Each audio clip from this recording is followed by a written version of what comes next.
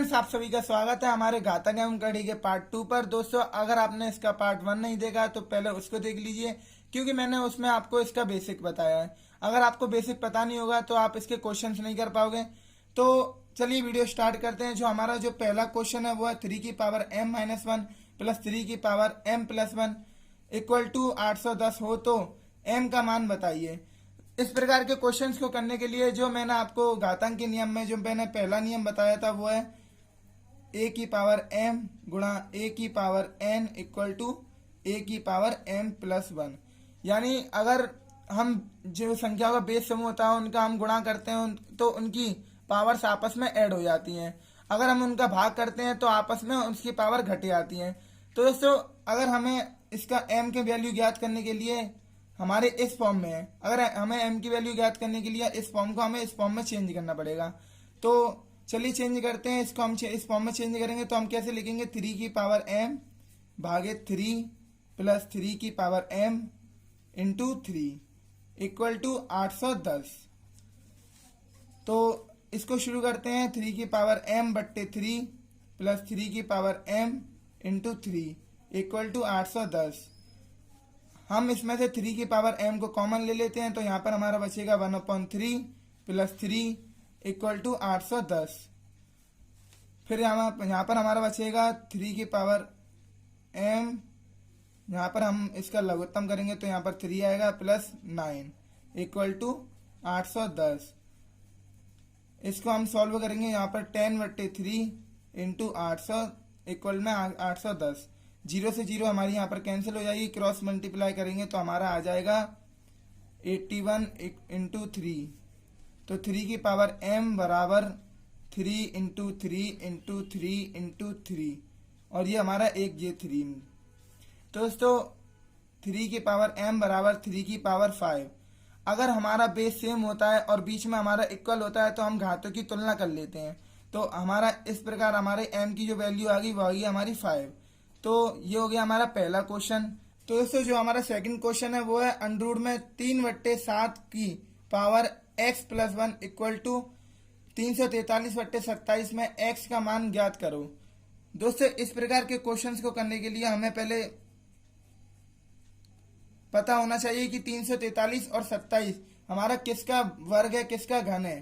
तो दोस्तों, 343 हमारा 7 का घन होता है और 27 हमारा 3 का घन होता है। 3/7 x+1। दोस्तों, हम इसको पूरे में घन कर सकते हैं क्योंकि हमारा अंश और हर में पावर क्यू है, तो इसको हम पूरे में कर सकते हैं। अब हम दोनों पक्षों पर वर्ग करेंगे।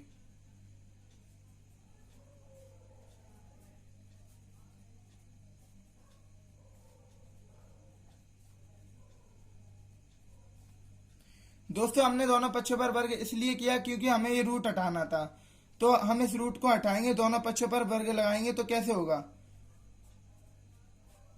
x+1 यहां से हमारा ये रूट हट गया, 3 का होल स्क्वायर 3/7। दोस्तों, मैंने आपको बताया था जब पावर्स के ऊपर पावर लगती है तो इनका आपस में मल्टीप्लाई हो जाता है। तो ये हमारा हो जाएगा 7/3 की पावर 6। दोस्तों, यहाँ पर हमारा 3/7 है, यहाँ पर हमारा 7/3 है। तो हमें इसका पहले बेस सेम करना पड़ेगा और बेस सेम करने के लिए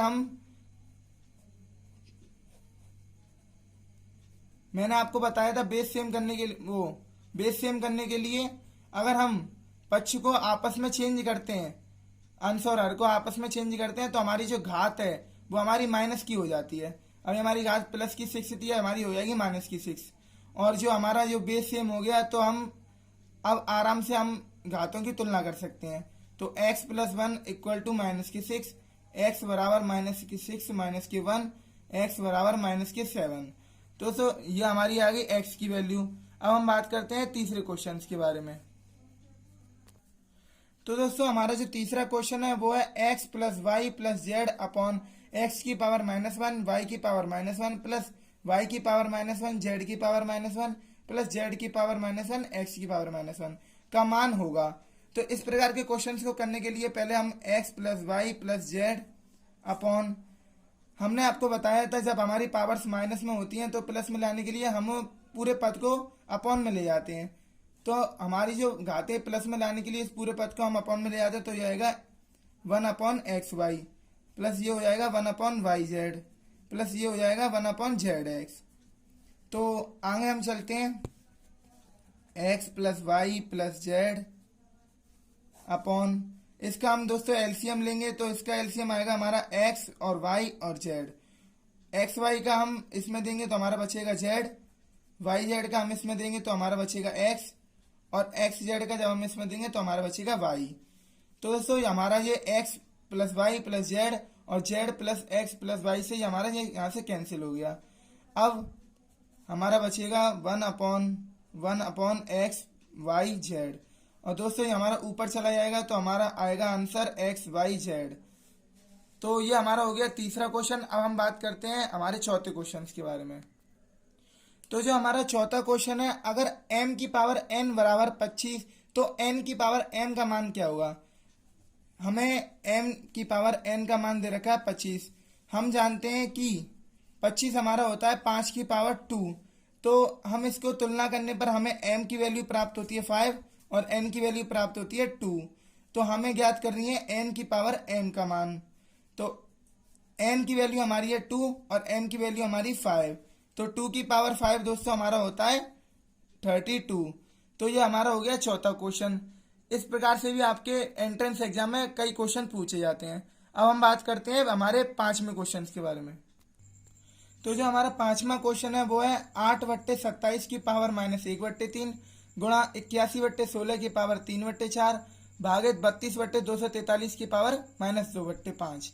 तो हम जानते हैं कि 8 को हम लिख सकते हैं 2 की पावर 3 और 27 को लिख सकते हैं 3 की पावर 3 की पावर हमारी दे रखी है -1/3 गुणा 81 को हम ले सकते हैं 3 की पावर 4 और 16 को हम ले सकते हैं 2 की पावर 4 की होल पावर 3/4 भागित 32 को हम लिख सकते हैं 2 की पावर 5, 243 को हम लिख सकते हैं 3 की पावर 5 की होल पावर -2/5। तो दोस्तों हमारी जो घातें अंश में भी 3 है और हर में भी 3 है, तो हमारी जो घातें बाहर जाएंगी तो हमारी ये गुणा में पहुंच जाएंगी। तो ये हो जाएगा हमारा 2/3 की पावर 3 इंटू -1/3 और ये हो जाएगा हमारा 3/2 की पावर 4 गुणा 3/4 और ये हो जाएगा 2/3 की पावर 5 गुणा -2/5। तो दोस्तों यहाँ से हमारे 3 से 3 कैंसिल, 4 से 4 और 5 से 5। अब हमारा दोस्तों बचता है 2/3 की पावर -1 गुणा 3/2 की पावर 3 भागित 2/3 की पावर -2। अब दोस्तों मैंने आपको बताया था जब हमारी पावर माइनस में होती है तो हम अंश और हर को बदल लेते हैं प्लस में करने के लिए। तो ये हो जाएगा हमारा 3/2 गुणा, ये हमारी पॉजिटिव में घात हो गई, ये हो जाएगा हमारा ये तो हमारा पॉजिटिव में घात पहले से ही है तो हम इसको बदलेंगे नहीं, इसको बदलेंगे तो ये हो जाएगा हमारा 3/2 की पावर 2। दोस्तों बोर्ड मास के नियम से पहले हम भाग वाले को हल करते हैं, तो पहले इन दोनों को हल करेंगे हम। तो 3/2 इंटू, दोस्तों मैंने आपको बताया था जब हमारा बेस सेम होता है तो भाग में हमारी घातें घटती हैं, तो 3 में से 2 जाएंगी तो हमारी बचेगी 1, तो ये हो जाएगा हमारा 3/2 की पावर 1। दोस्तों इसकी भी पावर 1 है, इसकी तो दोस्तों 1 का कोई महत्व नहीं होता, हम इसका आपस में गुणा करते हैं तो ये हो जाएगा हमारा 9/4। तो दोस्तों ये हो गया हमारे 5वें क्वेश्चन का आंसर।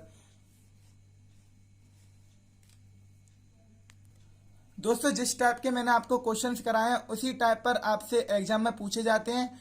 अगर आपको ये वीडियो पसंद आई हो तो प्लीज़ लाइक कीजिए एंड हमारे चैनल को सब्सक्राइब कर दीजिए।